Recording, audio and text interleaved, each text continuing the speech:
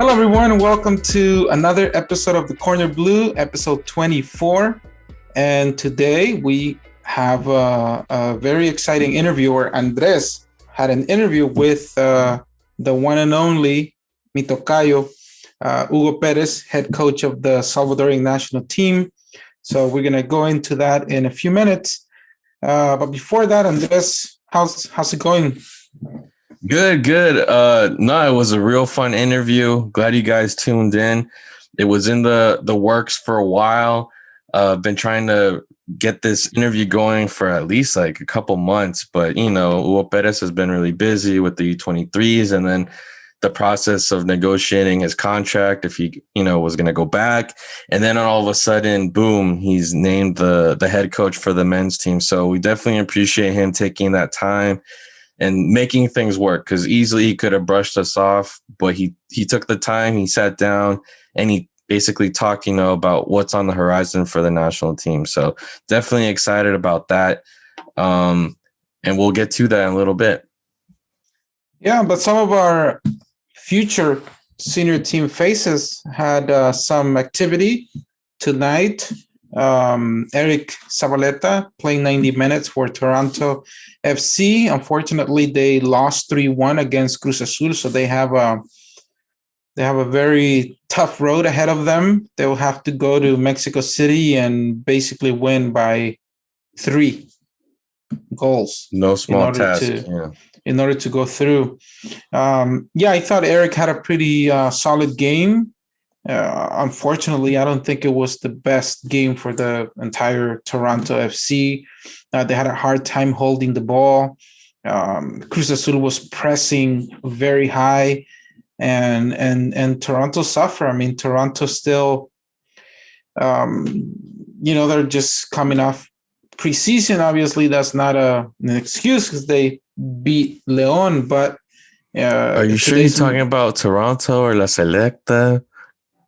Toronto. Okay. Toronto FC.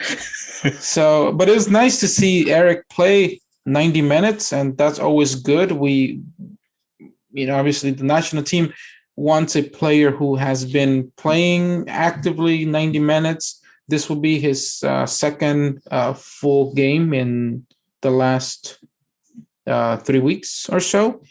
So that's very good. Good news for La Selecta. And also, he didn't play, but Enrico was called up again to the Vitesse's first team in the Eredivisie last weekend.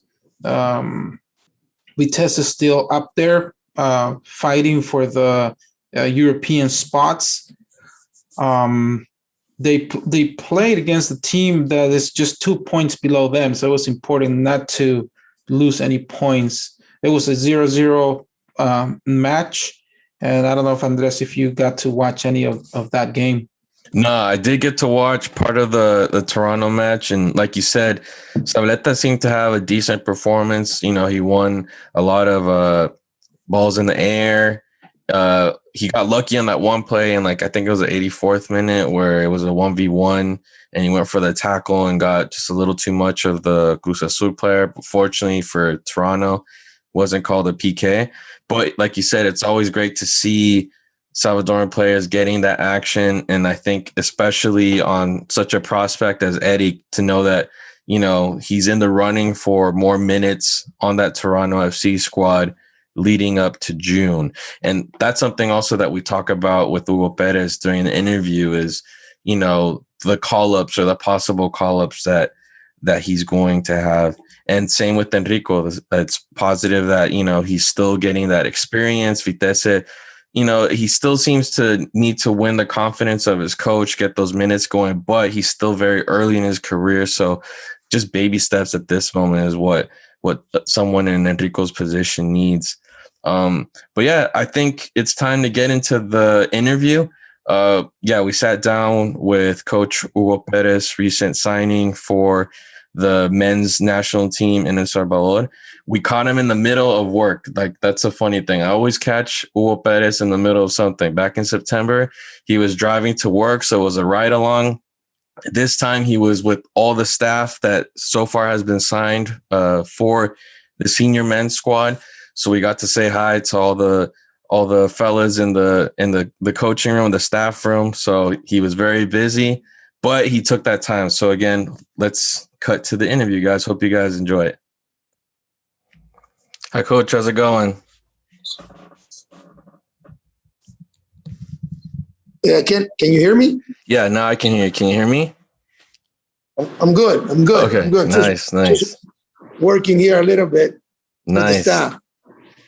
Well, I'm glad finally we were able to link up. And thank you so much for taking the time. Basically, I just wanted to have like a convo of, it's been, let's see, like 6 months since we spoke last. And I remember at that time, the national team wasn't even on the horizon back then, right? So no. I was wondering, what were all the steps, or what's been that path to reach this point? If you could break kind of that process down of what helped you, make the decision to go and try and work with the U23s, and then obviously with this last step that you've taken. Well, obviously, I'm with the senior now, but what led to it, and not really, I wouldn't say what led to it directly. My job was just to come in and work with the under 23. And what happened afterwards, there was a decision made by the federation with the previous coach. He had some issues, some family issues. And then I guess they liked the work I did with the 23. So that opened up the door. If I wanted to take it now, they needed help now. Because as you know, we have 2 games coming up in June. Yeah. And obviously, once he was out completely, because I didn't want to have any interest with taking the national team senior when there was a coach. Definitely. That opened the door, and that's why I'm here. For sure. And I remember when we talked, you were working with your academy. But what was the first contact or the first initial step to the U23s? Because it seemed like, you were pretty outspoken on the working conditions. But what did you see on the ground that actually was enticing for you to actually, take that leap of faith and take on a responsibility like the U23s with, just a short amount of time? Oh, because when I spoke to the director of the national team program, he explained to me what he wanted to do, and there was a possibility that we could do this beyond the under 23. We have more time to prepare the youth national teams, to give him a structure. So that's what basically got me motivated, let's put it that way, to try and do something. And plus, obviously, it's my country, and I always wanted to help. So that conversation in I think it was in December, late December, when we had it. Okay. Or early December. That's what maybe, that opened up the door to that, right? And in terms of the working conditions, now that you've spent time, obviously you've worked inside the federation, what are things that you've noticed that, are going well in terms of, some of the things that are obvious from the outside? How have working conditions been for you in terms of feeling comfortable enough to take, the gig for head coach all the way to 2026? Well, first a commitment from the president of the federation, and then obviously, I think that, it's going to take us some time to organize everything, put a structure in it. But right now, we're in the honeymoon. Yeah. So we're organizing things and putting things together. Obviously, the senior team is coming up now with these important games. We don't have a lot of time with it, but the fact that they offer me to go through 2026, if it goes all the way, I think that gives me time for the other things that we have to deal with it, and start working more organized with a vision. Yeah, because I wanted to ask you about that in terms of where did you feel you could make the biggest impact? Because obviously at the end of the qualifying tourney for Tokyo, it was up in the air whether you're going to return for the youth teams. And then now you have the added responsibility of the senior squad. Where do you think you can make the most impact? Or is it just shooting for the long run and moving up kind of like Beckerman did, but with this new responsibility of the national team? How are you going to balance all that? Well, because I have the staff already that's going to help me below the senior national team. Mm-hmm. The structure, we already have it. It's organized already. It's just the green light to go with the under 20s and down. Okay. And then the seniors national team, we have to get through these first 2 games. And then from there, we have to play another 2 more games if we qualify. And then if we do, then we get into the octagonal, which is going to give us a little bit more time to prepare, that's going to be the final group that starts qualifying for the World Cup for 3.5 spots. So I know it's difficult because of the time, but we got to do what we got to do and try to put that behind our mind that we don't have a lot of time, but we'll make the most out of it. And at a personal level, how have you assimilated this? Have you enjoyed it yet? Or are you just kind of overwhelmed with the amount of work that you have? Have you taken the time to step back and realize, oh, wow, here I am coaching La Selecta? No. Not yet? No, there's no time to start thinking about that. For sure. I just got to get ready for what is coming and take it day by day. That's all. Mm-hmm. Okay. And in terms of, the national team, the senior squad, we know fans noticed kind of like the difference in style and vibe between the senior team when we'd switch the team from the TV from watching the U23s to watching the senior squad. We noticed that difference. What do you think, or what are you going to try to implement to kind of change the culture or the vibe around the senior squad? Well, the biggest change that has to be done by all of us and the players is the mental part. And the mental part includes everything you're going to do, the way we want to play, the way we want to, the style that we want to implement, also the dynamic way that we want to change things. Our football is slow, but it's not because the players are completely slow. It's just the environment. So we got to change that. So I think that's going to be the biggest hurdle that we have to leap and try to make sure that the players understand that, because that's the other thing. Apart from understanding, they need also to put it in practice if we want to compete at that level. And in terms of cultural aspects, did you feel any culture shock at all when you first got there for the U23s? What kind of conditions did you find, at least in terms of the players? Were they eager to learn? Were they getting the message? What is your generalization of the Salvadoran player, domestically based Salvadoran player, now that you've had time in country? I can only talk to you about the under 23. I haven't worked with the senior yet. The under 23, they were open, willing to learn, willing to change the mental part, willing to be more focused and attentive of learning new things. So that basically made my job easier when it came to the training sessions. And then they had to get adjusted to training 3 times a day. I think that was the most difficult thing for them. Not that they couldn't do it, but they usually don't do it. Because obviously also there were some of the clubs were finishing the season when I came. And then so we had to implement that part of sessions so we could get the most out of it. But after they adjusted, we didn't have any issues. ¿Quién está atrás? No, ese es Juan Carlos. Juan Carlos, saludos, buenas. Preparador físico para que sea famoso. Hey, ¿qué pasó, Pablo? ¿Cómo estamos, viejo?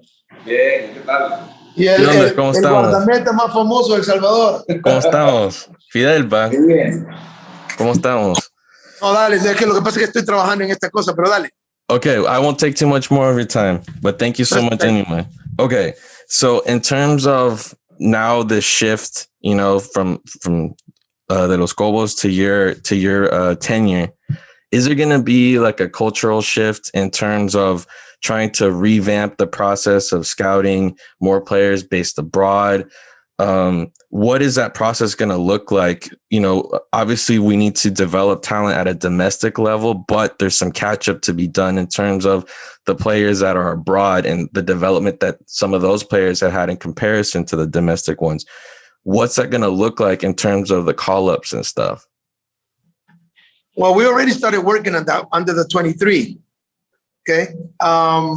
Now we have to implement it more now with the senior. As a matter of fact, you know, we're bringing one of the most likely two new senior players outside. Zabaleta, who plays with the Toronto. Mm-hmm. Yeah. There's another player, I can't give you the name because he's still working on his passport, Mm-hmm. that are coming from the outside as new members of the squad. Then you have the guys who, some under 23s that will be probably called that play outside also. Okay. So that will be a new group, which is gonna mix with the old group, not all of them. And what I wanted to do is create an atmosphere where there's competition. And that makes everybody better. The guys who are coming from the outside and the guys who are inside, meaning they can't relax anymore because basically we're starting to get players now from the outside. A lot of calls, you know, there's a lot of things that we're going to do. And then also the scouting has started already in the US.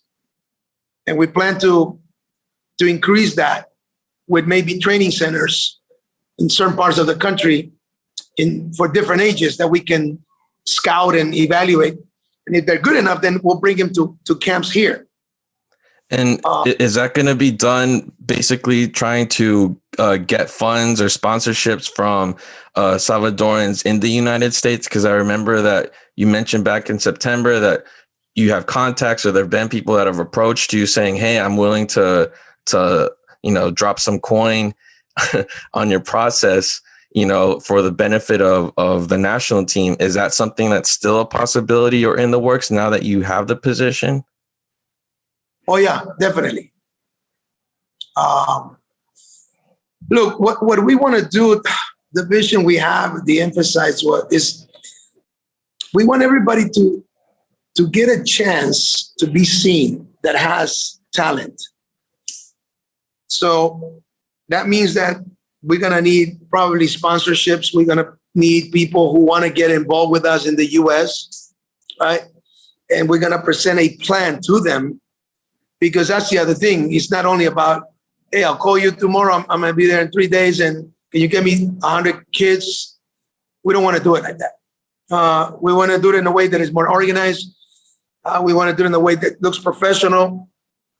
But obviously, we do plan to present a plan for the people who would like to get involved with it in the U.S. And speaking of on the U.S., what's your message for fans abroad? Because obviously there's not too much media that covers La Selecta in English, but what message do you have to fans now that you're, you know, this is the dawn of your tenure? What is the message? Yeah. The message is that we want the people, and not only in the U.S., I'll be honest with you. And you know, look, our reputation is not that good. And that's the reality, right? For thousands of reasons. We want to change that image, okay? We're going to try to change that image. And not only on the field, but obviously off the field. There's so many issues that have lingered and come upon our national team program that for years, I'm talking not right now, but I'm talking for years. And people obviously get tired, they're fed up, they complain, they have the right to do so. Okay, we just want to try and do the best to change the image of the national team program, to change the image of the players, to change the image of our behavior on and off the field. Because at the end, those things, whether we like it or not, apart from results, and obviously we haven't gotten good results either. It's one thing for you to be getting great results and have issues on the outside that people sometimes, overlook, get blinded by it.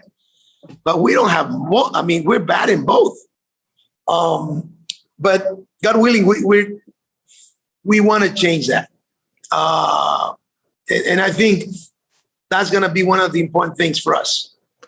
And really quick, Coach, are you signed till the 2026 qualifiers? Because there was some doubt in terms of where your the expiration date on your contract was.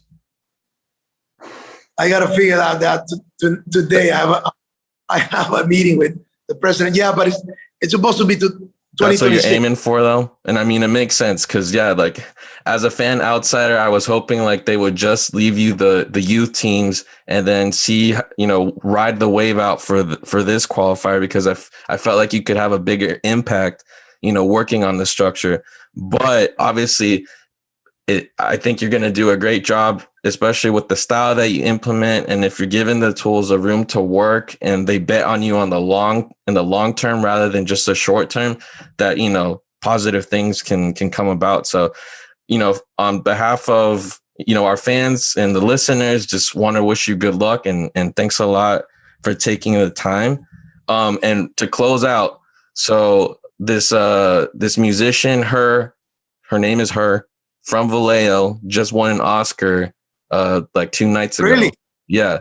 What would be your Oscar? Like what achievement would be the equivalent of you winning an Oscar? I think to change our image, honestly. I mean, when I'm talking about image, I'm talking about everything. The football side, the administrative side, the behavior side. Everything else, it's important. Don't get me wrong. Okay. But I think personally, this is my personal opinion. There's 2 things that are good about this, even though it might sound negative. One, I think we've hit bottom. Okay. So the good thing about that is that you got to look up and start trying to get up. Right. So the whole thing includes that. And then after that, once we get that right, okay, and people have to be patient. So, we're an impatient people. Oh, yeah, definitely. Everything has to be immediate results. But you and I know, and on the football side, that to do good things, you have to first get a good foundation, and then from there start building up, okay? And then from there, then the results will come. The implementing of our image going up every time, okay? Our organization, okay? It's so many things that we lost through the years. So that would be my Oscar to start with. And then between you and I, no, I mean, everybody dreams about going to a World Cup, all right? I said that I think our biggest chance, because of the time, would be 2026. Okay, but we'll do the best we can right now to get at least the opportunity to compete for it. That we will do, believe me. Yeah, the octagonal would be more than ideal because, if you guys do well, and obviously it's a big window for players to be seen abroad. So that in and of itself would be, a ganancia, an advantage. So just to close out, I don't want to take more of your time. Thank you so much for talking with us. Hopefully we'll be able to do it along the line. I got my 94 World Cup t-shirt. Yeah, that's a good shirt. That's a good shirt. And I have that Questra still in case you can sign it whenever you're back in the Bay. So thanks a lot, Coach.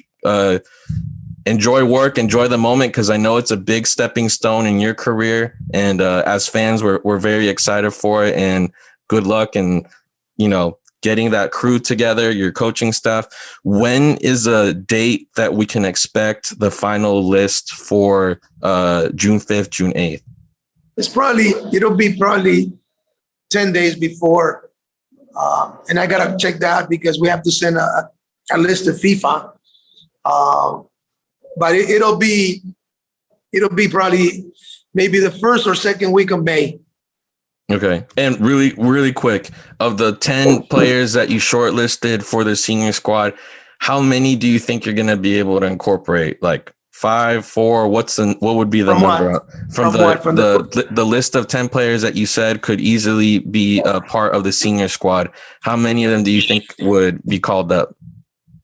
How many? Without giving specifics, obviously. 2, 3, 4, 5. Between 9 and 10. All right. Sounds good. Sounds good. Everybody's going to jump. Okay.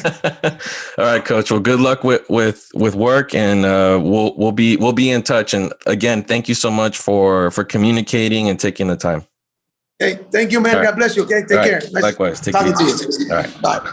There you have the interview, folks. Again, very honored to be able to take time and talk to Hugo Pérez. I think it's great. And what a coincidence that we reached out to him back in September, where he was definitely focused on his academy here in the North Bay in California.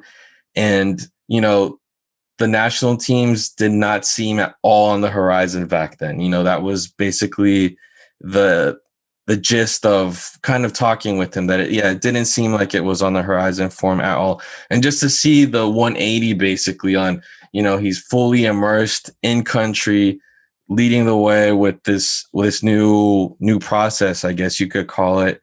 And it is refreshing to see that someone that can step away and look at, some of the flaws, some of the weak points that surround Salvadoran football, was able to go beyond just criticizing. And now he's in there, making an effort to improve things. So I think there's something very important in that, where he's someone that went in knowing exactly what he's going into, in comparison to maybe some of the foreign coaches that hadn't immersed themselves at all with the culture, soccer culture, the administrative woes that go along with the fast food historically. So I think someone that is able to analyze and see things from the outside and takes that leap of faith, like Richard Mejia said, that leap of faith of going all out for La Azul, I think is a huge thing. But Hugo, what were your thoughts listening to the interview? Well, first of all, congratulations. It was a very, very, very nice interview to hear. I always love, listening to those interviews that flow naturally, with a very different scope than traditional media. I really, I'm happy. I support that he's in that role. He seems committed to, really his heart is there, and that's important, because I think that he's seeing it, more than a job. I think it's beyond. I think it is. He has that desire to leave the national teams much better than he found them. And I mean, there are certain things such as, his heart is there. He's full on, like even with the U23, even without a contract, and I'm not necessarily saying that that's a good thing, but that in many ways it shows you the commitment and the desire that someone has into making a positive contribution. And like yourself, you right, in that type of situation yourself. Right, very similar. So I know how it is when you just want to go in there and you want to contribute, and you don't even ask, hey, what's my compensation going to be, or where's my contract? And it's like you want to help, and you're there, and you're going to do it. and I see that in Perez. I see his willingness, and his heart is there, and that's going to show. Like I said last week, the team. Although I'm not always, or I don't think anybody has ever heard from me saying something regarding a coach being fired, or that's not my style. But I think that the senior team needed a change, even if that change is just going to bring a different energy. I think Hugo's going to bring that positive energy into the team because he's new, because his heart is there, and because he's shown what he's capable of doing with what he did with the U23. So I think it's good. It's positive that he met already with the Alianza players, with some of the foreign players. So that tells you that this is a beginning. It's from scratch. Forget about the past, and let's start new. And I think that was something that the national team needed really badly. And I'm just looking forward to what the atmosphere is going to be around the national team with and Hugo Pérez, with Hugo Pérez leading that team, with new faces, because I think we are going to see new faces. I mean, he hinted in the interview that you asked him, out of the 10 players, there was a list of 10 players that came out in the media that he had suggested that are ready to be taken into consideration for the senior squad. He basically said, I'm going to call 9 or 10. So we're definitely going to be seeing some of those faces from the U23, other than the ones we already heard of, like Enrico and Josh. We're going to be seeing more, and I think that's a good thing, plus the experienced players. So I'm looking forward to a very nice balance of experienced players with the young players that are the future for 2026. Yeah, I think there's some parallels with the Lara tenure, the Lara years, where there were some players that were marginalized or left off the list because of things that occurred behind the scenes or off the pitch. And once Lara came in, it was like this breath of fresh air, this competition. Whoever was, at their best level was called up at the moment. And it seemed that they had this chemistry going, this competitiveness going leading into that Copa Oro. I think it was 2017. And I think that's something similar that we're going to see here, where, like he mentioned in the interview, he wants that competition, whether it's domestic-based players, foreign-based players. And I think as long as these players don't feel comfortable in the sense that they feel ownership of their position or the team, I think that'll be the best for La Selecta, where everyone is on their toes, mindful of every decision that they make, mindful of their performances, and not feel a safety net. I don't know if that necessarily existed with De Los Goals. Obviously, the fans, a lot of them felt like that he had his favorites, his new Salvador Correas on the team. But I think more than anything, a new dynamic was needed, a new energy was needed. And I think someone that can change the leadership from within. And I think based off of what we've seen from Hugo Pérez, I think he's the indicator one. Like I mentioned, he's someone in-house, albeit it's only been 3-4 months that he's been involved with La Fes Foot, but he has that history of being an assistant coach for the senior squad before. And then on top of that, he has his professional career as a player that I feel is legitimate to other players.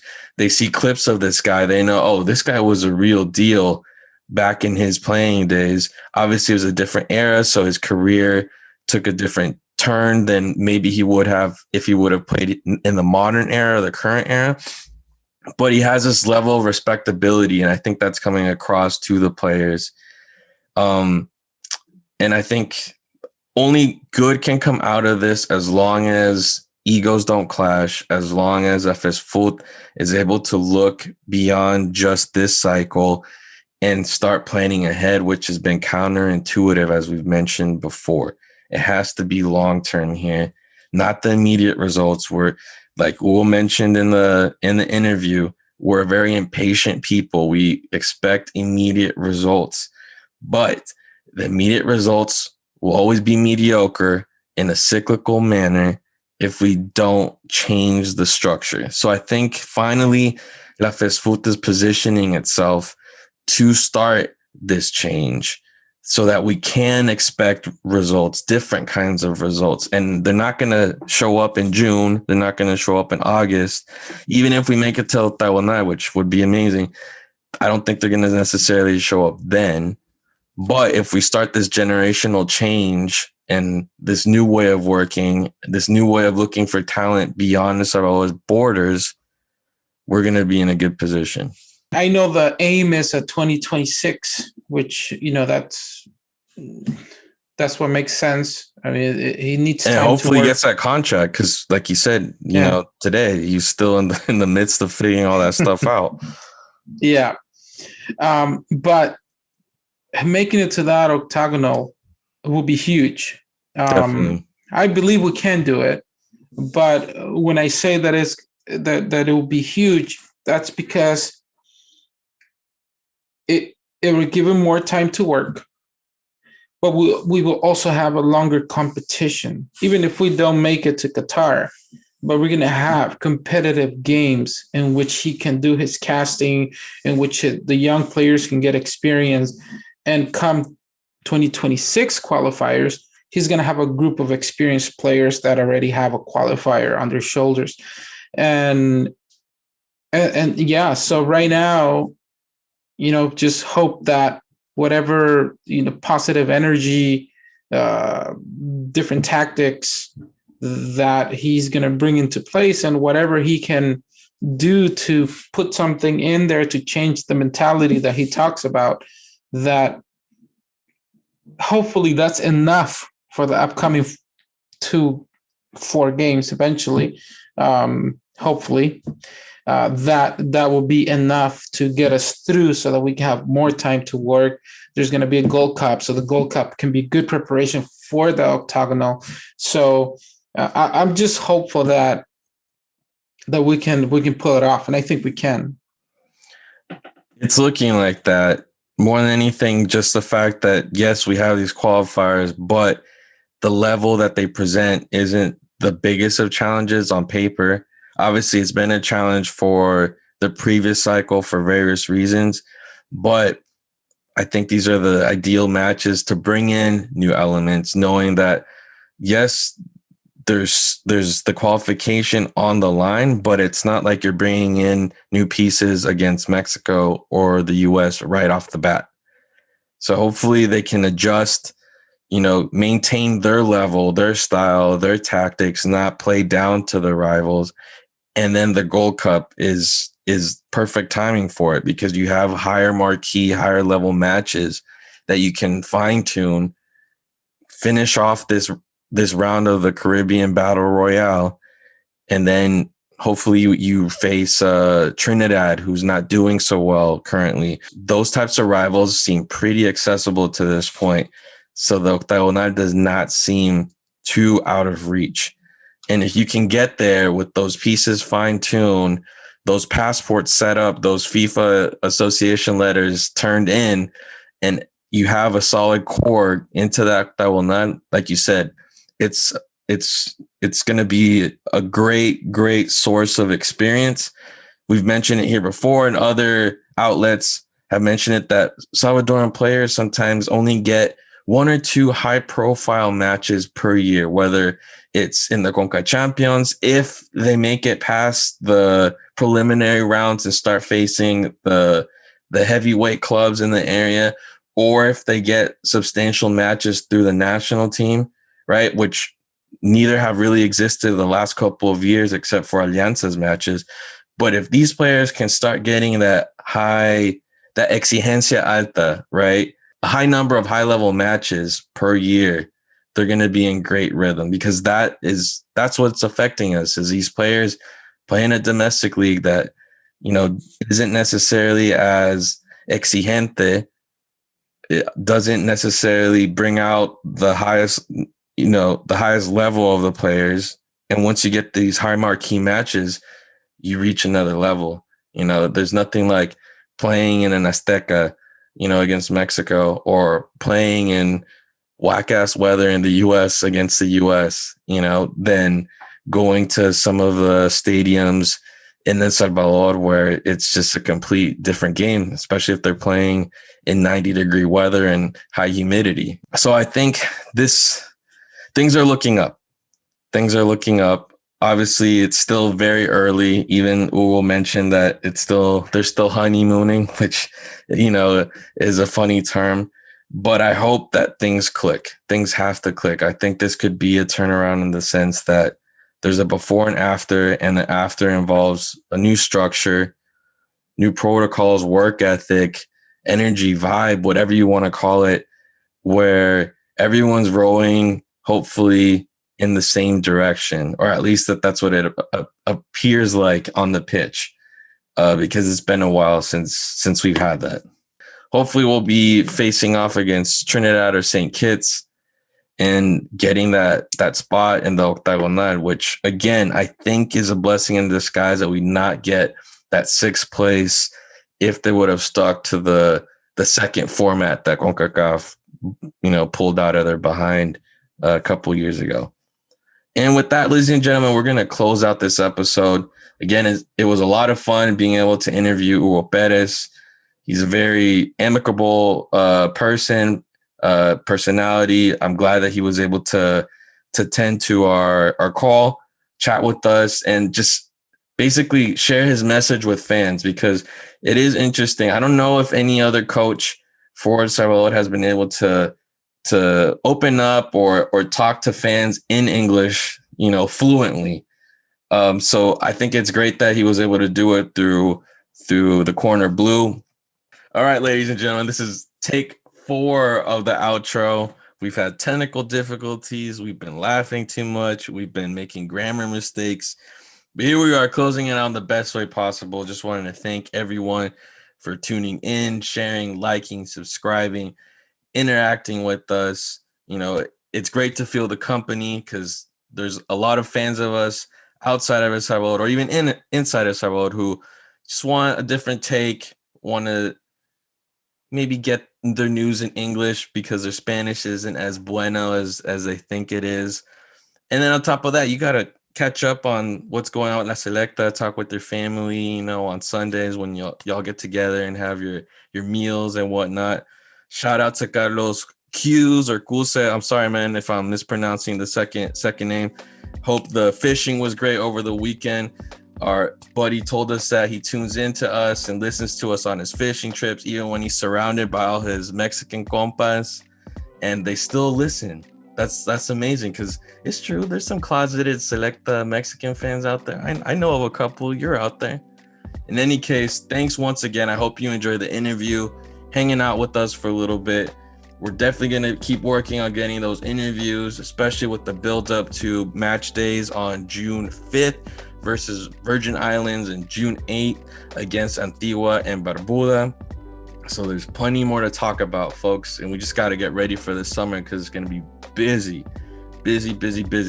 I'm considering possibly taking a trip out to Texas for the Gold Cup, depending on how El Salvador does. It'd be great to interact with all you fans out in Texas, because there's going to be a bunch of games out there, considering that there's fewer COVID restrictions and y'all live dangerously out there. In any case, we're going to sign off. I'm Andres Rico. This is actually on this side. This is Hugo Alvarado, and we'd like to thank you for joining the CornerBlue, and we'll catch you guys next time. Take it easy, guys.